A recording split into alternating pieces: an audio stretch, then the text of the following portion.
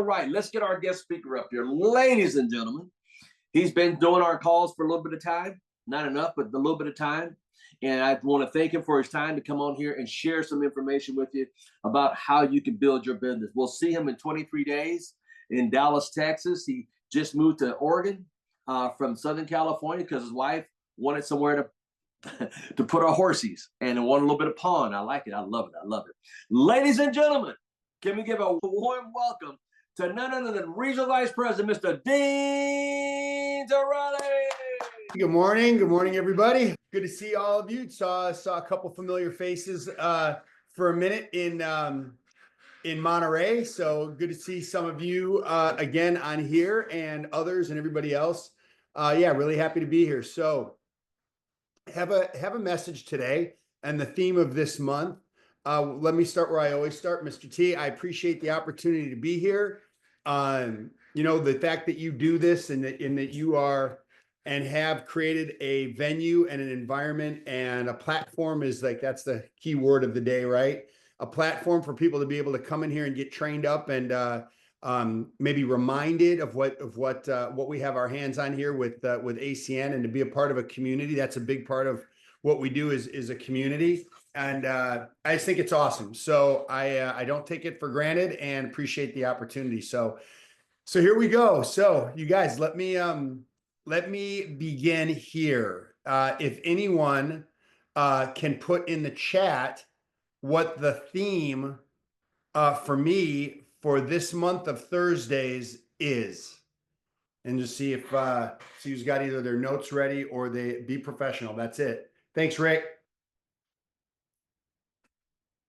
And people sometimes they don't realize that being professional is not necessarily tied to time. And people go, well, guys, that's not exactly true. If you're going to be professional at anything, you have to put time in. Absolutely. I didn't say that you didn't have to put time in. But the people on my team that I work with directly, kind of on a daily basis, they know something I say all the time is you can be a part-time professional. In fact, I'd go so far as to tell you that's probably what separates and distinguishes people that do well in a business like ours, maybe versus people who don't, right? They become part-time professionals with the slivers and windows of time that they give this. They are professional. They're sharp, right? They are on point. They know what they're talking about. And it's funny, knowledge breeds confidence. And now you're not worried about questions and answers and things that come up, whether you're piquing someone's interest, you're presenting for someone. Maybe you're presenting yourself and it's cold market, or you're talking to people about services or whatever the case may be, explaining the compensation plan. You can do that part-time. You know, it's funny because Mr. T did not know what I was going to talk about other than the theme being professional. He was talking about some other business stuff. So, well, wait a minute. You're telling me that you can do this and you could have other interests? Yeah, 100%. You absolutely can. The people who tend not to make it happen that way, those other things serve as a distraction from ACN, as opposed to those things all serving and working towards the same thing, which is creating a lifestyle, right? Maybe it's a passion project that you're involved in that you're never going to give up. Great, right? So my point in telling you I'm being professional is you can be a part-time professional. Your skill set will have a lot to do with it. Your desire to do well in this will have a lot to do with it. Because if you have a high level of desire for this to work and you're willing to work on your skill set part-time consistently, I'm telling you, you're on the road to being a part-time professional. And then nobody's going to mess with you. And when I say mess with you, I mean mess with where it is that you're going because of how you are treating your business part-time. You know, it's been said many times that, and rumored, I guess, that the average millionaire has 7 streams of income, right? I would let you know that they probably don't treat them casually. What they do is they're diligent with their time and what they do. So what I tell people all the time, like if I was launching your business and you are very busy, and busy people do very well in our business, I believe, if they're part-time professionals. here's what I would say. Hey, look, Heidi, Deb, Curtis, James. Hey, listen, Al, Harrison, I know we don't have a lot of time. Josh, hey, I know we don't have a lot of time. So here's what I'm asking you for. I'm asking you for little windows of time where we can be all in, right? So people say, well, man, who's heard this before? Who's heard this nonsense? Dude, you understand something, man. I mean, I'm really interested in this, but you know, if I do something, I do it 100%. I can't do anything if I can't do it 100%. Like I'm a 100% person. Like that's just who I am. That's how I'm wired. I mean, you understand who you're dealing with here. Like I'm 100%. And I don't think I really have the time to do this 100%. Man, why don't you shut up? Now, okay, now listen. Listen. That's not to be. Oh, shoot, this is being recorded. I was playing with you guys, but here's my point. So Roxanne's laughing at me. Here's my point.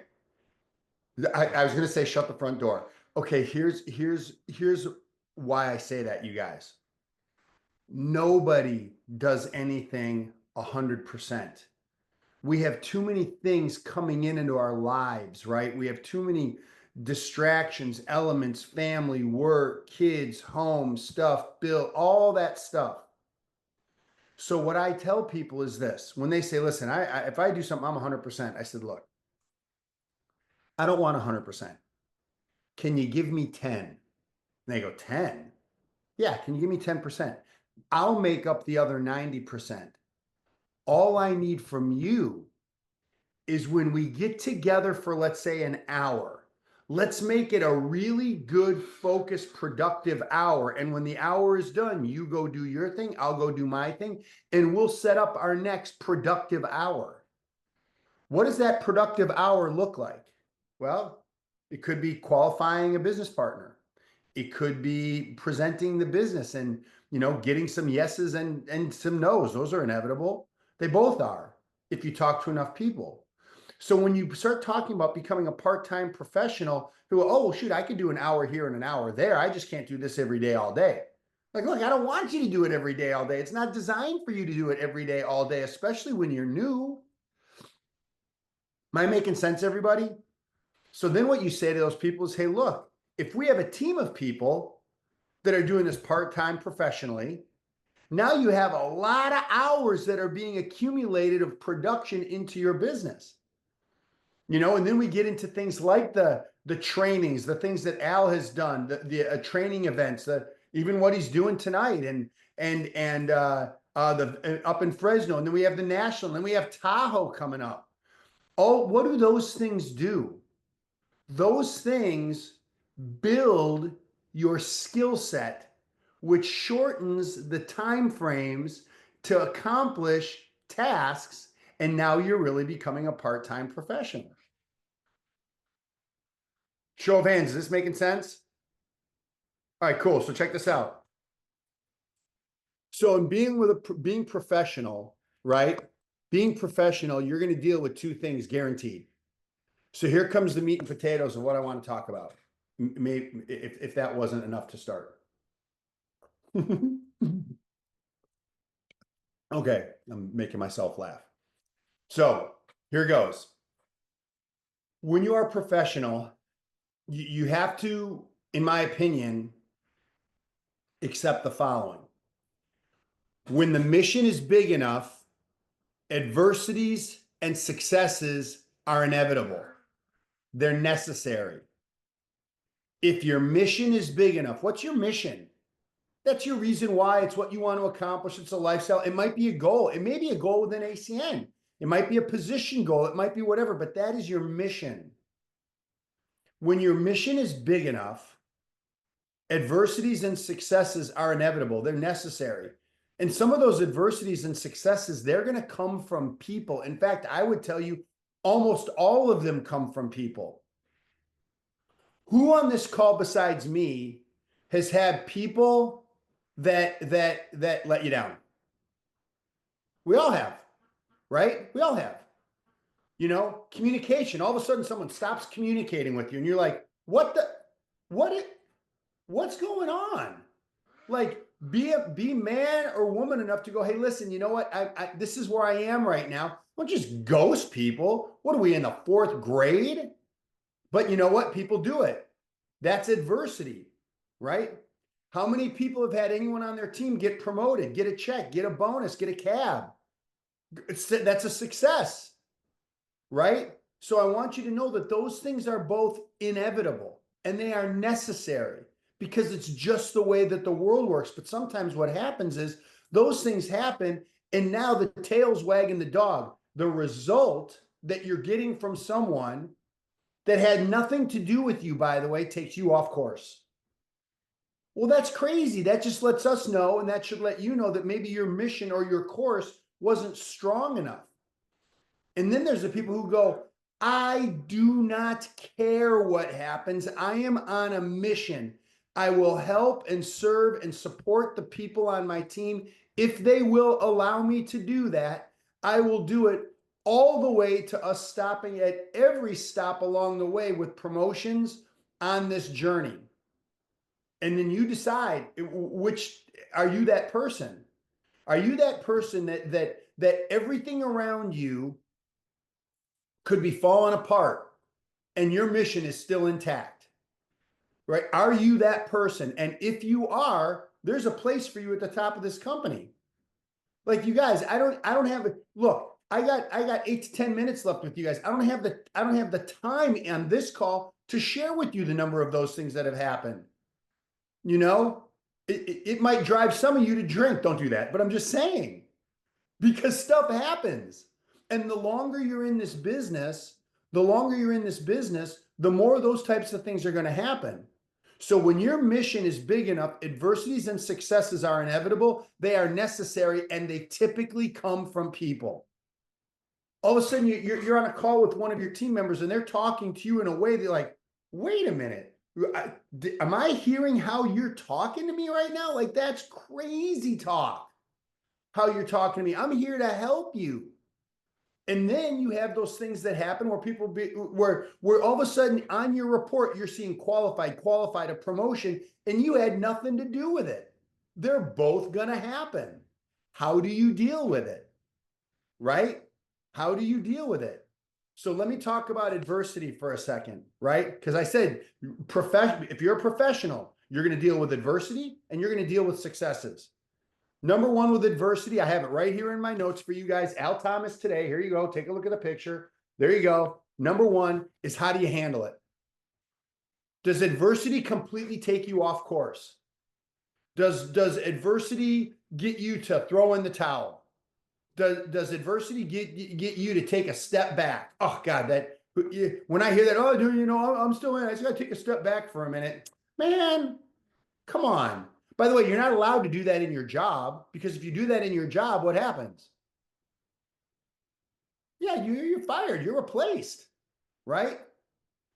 You don't handle adversity well, you get called into the manager's office or the boss's office. Hey, listen, we got to talk about how you handled that, right? The second thing, when you have adversity, does it defeat you or does it build you? And guess whose choice that is? That's yours. That's yours. Successes are built on the bricks of adversity. Success, in fact, hang on a minute.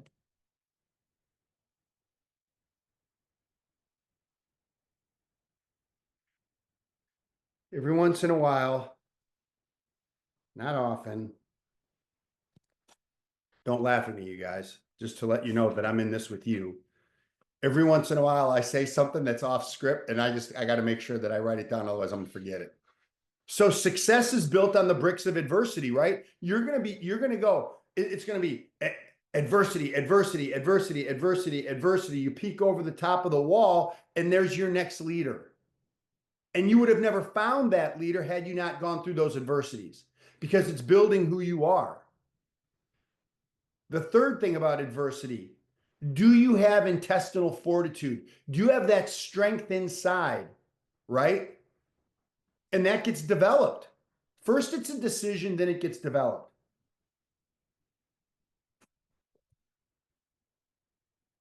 You guys, sometimes people's mission and what they want out of this is going to be different than what you want.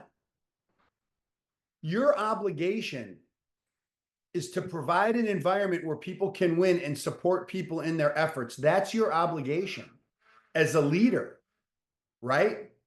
As someone who wants to do this business well and expand their organization or territory, right? Expand your business. You guys have heard this before. Businesses are either expanding or they're shrinking, right? They're expanding or they're contracting. Very rarely do they stay in the middle. And you have to make a decision that when those things happen, that would, under other circumstances, contract or shrink a business. Are you taking that data? Are you looking at what's happened to lead you there? And are you turning it around and are you using it to make a better move, to have better communication, to set up better standards, to set up goals that are going to move your businesses forward? So these are all things as a professional that you're going to have to deal with on the adversity side of the ledger, right? So now let's talk about the success side of the ledger. And this is super important. I mean, at least I think it is. Hang on one second, you guys.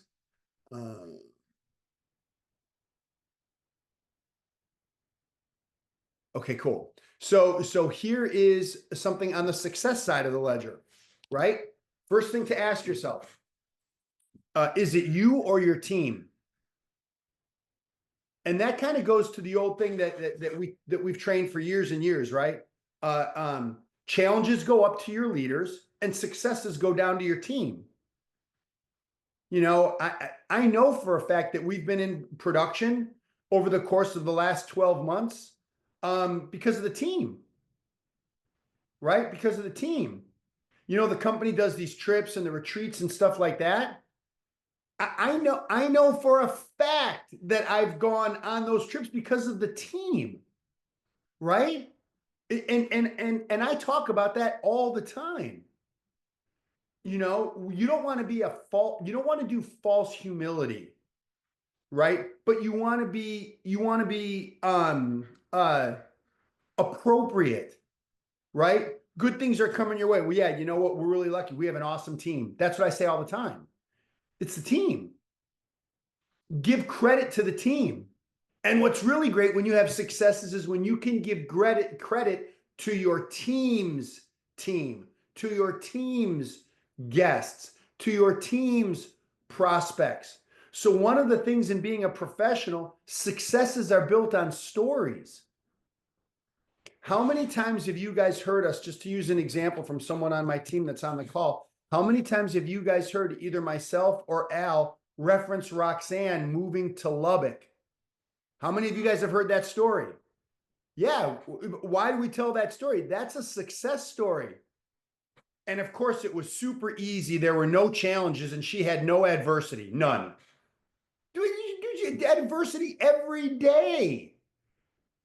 But her mission is big enough that the adversities and the successes are inevitable, and she understands that they're necessary. You have to have those things. How do you lead someone through adversity and successes if you haven't been through them?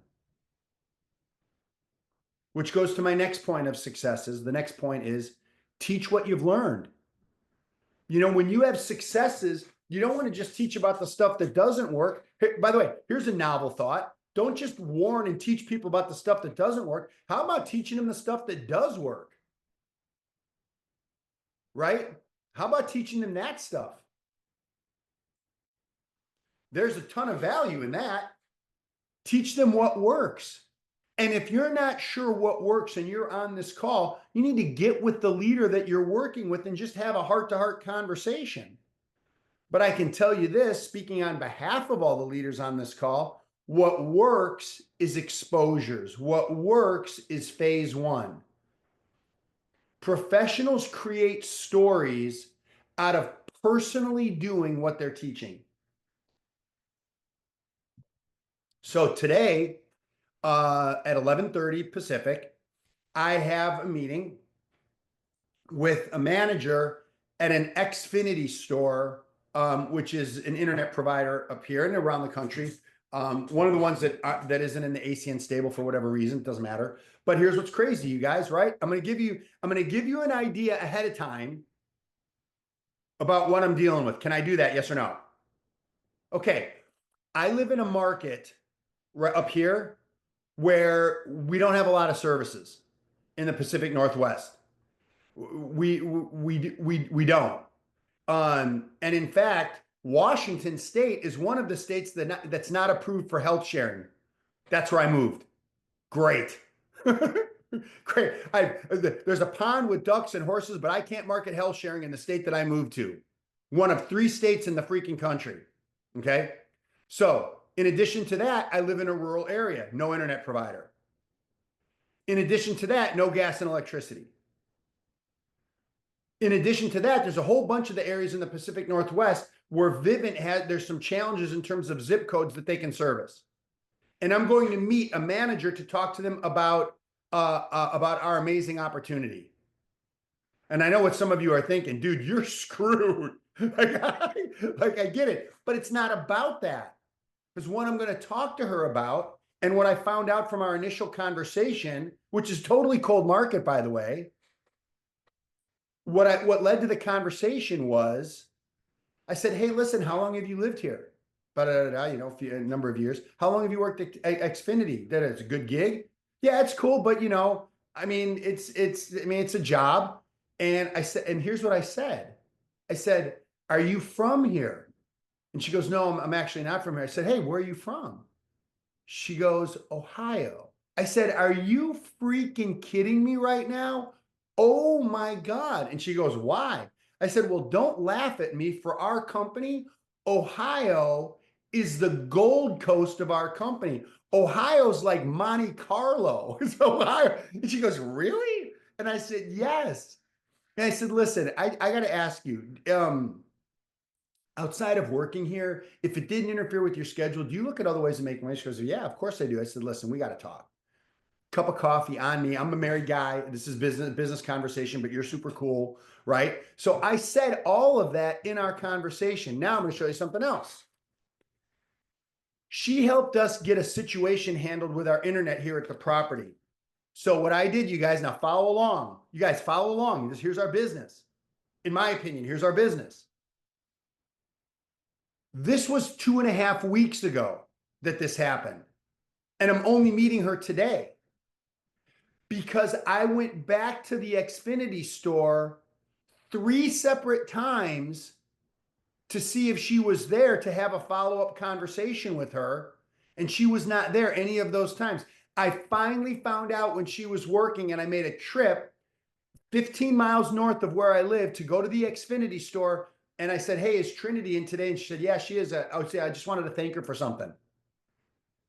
I just wanted to thank her personally for something. So check out what I did. Okay. She's like, oh my God, hi. I said, hey, listen, I've come by a couple of times. I came on days that weren't working. Listen, I wanted to talk to you for a quick second. She goes, sure, what's up? I said, look, I wanted to thank you for how you handled our situation. Everything is working perfectly. And I just wanted to personally thank you because it's made a big difference over at our house.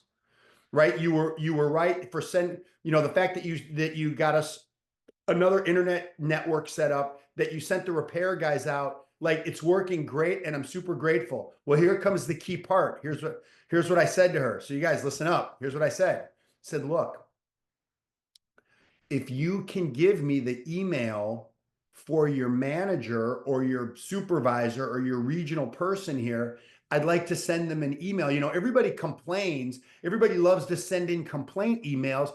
I want to send in the opposite because you were awesome. You should have seen the look on her face. By the way, here's the proof. There it is, the two email addresses of her supervisors. So she writes them down, and the look on her face was unbelievable. And I said, yeah, I mean, it's super easy to be able to send an email, like giving somebody a pat on the back. And she's like, oh my God, thank you so much. I said, yeah, no problem. You were amazing. You really helped us. And I said, hey, listen, that other business thing that I was telling you about, would love to get together with you and kind of show you what we're doing. So are you open to that? So I got her 2 supervisors' names right there. There they are, right on the sheet. One of them is named Arthur Garcia, and the other one is Tyler Silk. And I sent them on her behalf a thank you email and bragging on her. And it sounded like this. hey, gentlemen, or I said, hey, Arthur, Tyler, my name is Dean. I'm an Xfinity customer. I just wanted to drop you a quick line because people are so quick to send in complaints. I want to do just the opposite. You have a phenomenal store manager named Trinity, and she helped us with a situation. She got a repair group to come out, and I want to let you know that her service was awesome, and we couldn't be more grateful. So well done, and you've got a good one there, right? I sent that to them. They've already responded to me. So now she's going to know that I followed through on what I said I was going to do when so you guys check this out. This all happened on my third visit to the store to try to catch her. So here's what I said. At the store, I said, hey, listen, are you down to get together? I'd love to show you that business that we're talking about that's actually got ties to Ohio. She goes, yeah, for sure. I said, okay, great. It said, what's your schedule like this week? She said, I'm off on Thursday and Friday. I said, cool, all good. How about I'll send you a text on Wednesday just to reconfirm for Thursday. She goes, great.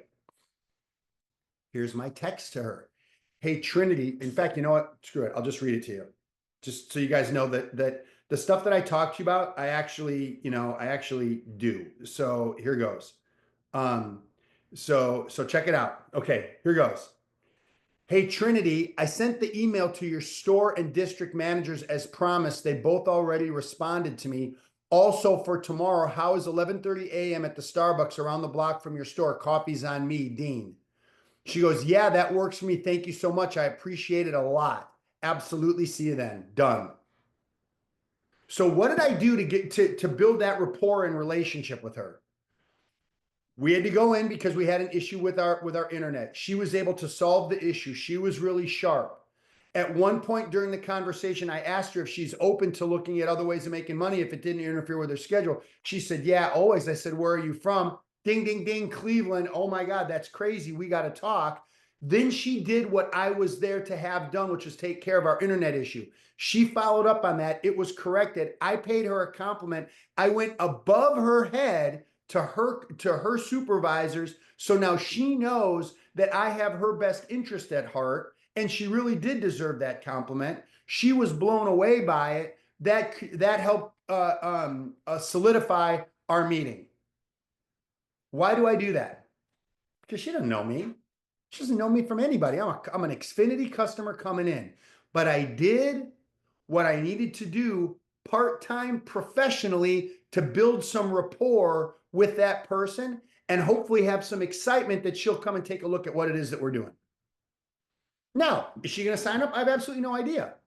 But I'm going to do everything I can to show her what we're doing, create some excitement and fear of loss about what's going on in Ohio. She says she wants to get back into real estate, right? I got that piece of information from her. We know that what we do is an absolute fit with real estate. So, I mean, we'll see what happens. I mean, I wouldn't bet against me. I mean, I'll bet on me. So, you got to figure out that are you going to bet on you? Right? Those skills that I just shared with you guys, that took a minute to do, but you just got to kind of start doing it. Right? You just got to kind of start doing it. You do that enough times, watch what happens. Right? So just remember this, you guys. And then Mr. T, I'm done. Is being a professional when you're dealing with adversity and you're dealing with successes. Let's sort of remove failure from the conversation. And let's just talk about results and data, right? And we're in a human business. We're in the people business. But data is really important. Results are important because we can look back and say, hey, this worked, this didn't. This was effective, this wasn't, right? You guys, why am I such a proponent of the events? The National, Tahoe, right? Why do when Al goes to Fresno and it's an in-person event, why am I such a big proponent of these things?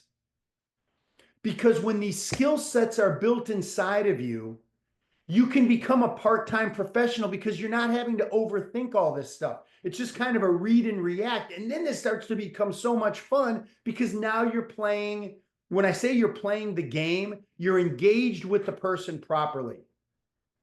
Why? Because we sat around a bunch of round tables at Tahoe and we did the questions and the answers. we did the different objections and suggestions, and we do that, and we learn at the national, and we learn when Al goes up to Fresno and does his trainings there, or Vegas, or wherever. Like, that's how this thing works. So anyway, you guys, that's my professional conversation for today. Being a part-time professional is absolutely achievable, and your skill set will have everything to do with it. We have the two big events coming up. We have the national, obviously, coming up in a month, and then not long after that, we have the next Tahoe event, which is going to be crazy. Tony's already committed to it, and I would just encourage you guys. I would encourage you to participate. Get your skill set up, right? It's not about learning something once. It's not about running a play. For those of you who know sports, it's not about running a play once. How many times do they run the plays in practice? Someone want to take a shot at it? Yeah, Roxanne just said it, over and over. They run that play until that you're oh God, I'm sick of this. I know what to do. Well, guess what happens? You get in the game, you know what to do, and you don't have to think about it because you've done it so many times. That's the idea here.